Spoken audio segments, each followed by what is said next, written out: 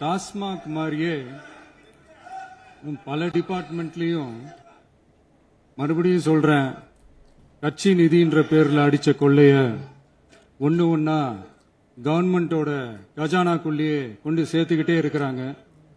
இப்பவும் சொல்றேன், மக்கள் பணத்துல இருந்து ஒரு பைசா கூட தொடமாட்டோம், தொடவும் விடமாட்டோம், தொட்டா விடமாட்டோம், இதுக்கு முன்னாடி தொட்டவங்களையும் விடமாட்டோம்.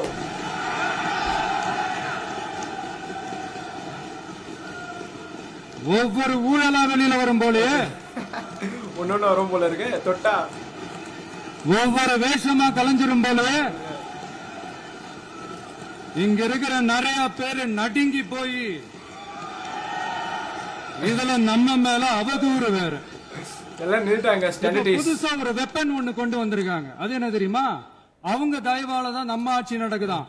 மக்கள் தயவால இந்த ஆட்சி நடந்துகிட்டு இருக்கு. மனசாட்சி உள்ள சக்திகளோட ஆதரவால இந்த ஆட்சி நடந்துகிட்டு இருக்கு. நாங்க தான் அனுப்பி வச்சோம், நாங்க தான் அனுப்பி வச்சோம் அப்படின்றாங்களே. அனுப்பி வச்சவங்களுக்கு மினிஸ்ட்ரியில இடம் கொடுத்தா ஏன் கதறீங்க? ஒரே கிளாப்ஸ் தான். ஏன் இவ்வளவு கோவம்? ஏன் இவ்வளவு கதறல்ஸ்? இதுல இன்னொரு முக்கியமான விஷயம், மார்க்சிஸ்ட் கம்யூனிஸ்ட் கட்சி நமக்கு ஆதரவு கொடுத்தது சுயேட்சையா எடுத்த முடிவுன்னு சொல்றாங்க. அதே மாதிரி இந்திய கம்யூனிஸ்ட் கட்சி நமக்கு ஆதரவு கொடுத்தது சுயேட்சையா எடுத்த முடிவுன்னு சொல்றாங்க. இதுல எங்க இருந்து நாங்க தான் அனுப்பி வச்சோம், நாங்க தான் அனுப்பி வச்சோம்னா புரியல, மக்களுக்கு நல்லா புரியும். ஒரே ஃபன்னு கைஸ் இன்னைக்கு சட்டமன்றத்தில்.